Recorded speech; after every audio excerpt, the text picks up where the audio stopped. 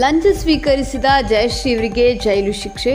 ಪ್ರಕರಣ ಸಂಖ್ಯೆ special CC ಸಂಖ್ಯೆ 35/2013.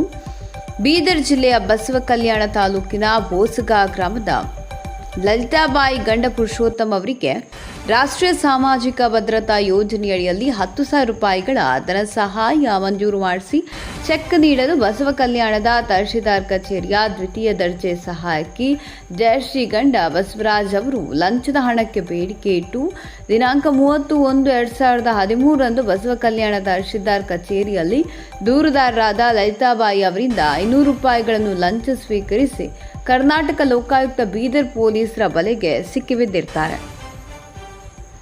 ಈ ಬಗ್ಗೆ ಬೀದರ್ ಕರ್ನಾಟಕ ಲೋಕಾಯುಕ್ತ ಪೊಲೀಸ್ ಠಾಣೆಯಲ್ಲಿ ದೂರನ್ನು ದಾಖಲಿಸಿ ಅಂದಿನ ಪೊಲೀಸ್ ನಿರೀಕ್ಷಕರಾದ RS ಜಹಾಗೀರದಾರ್ ಅವರು ತನಿಖೆ ನಡೆಸಿ ಲಂಚ ನಿಷೇಧ ಕಾಯ್ದೆಯ ಕಲಂ 7, 13(1)(d) ಜೊತೆ 13(2) ಅಡಿಯಲ್ಲಿ ಆರೋಪಿ ಜಯಶ್ರೀ ಗಂಡ ಬಸವರಾಜ್ ಅವರ ವಿರುದ್ಧ ದೋಷಾರೋಪಣಾ ಪತ್ರವನ್ನು ನ್ಯಾಯಾಲಯಕ್ಕೆ ಸಲ್ಲಿಸಿದರು.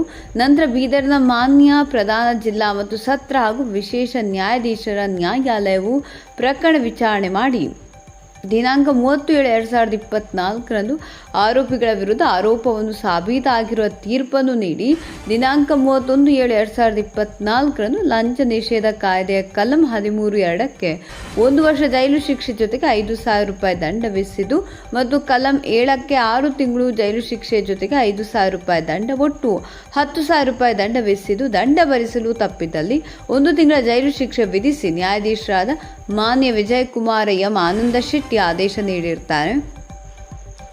ಕರ್ನಾಟಕ ಲೋಕಾಯುಕ್ತ ಪರವಾಗಿ ವಿಶೇಷ ಸರ್ಕಾರಿ ಅಭಿಯೋಜಕರಾದ ಕೇಶವರಾವ್ ಶೀಮಾಳೆ ಅವರು ವಾದ ಮಂಡಿಸಿರುತ್ತಾರೆ.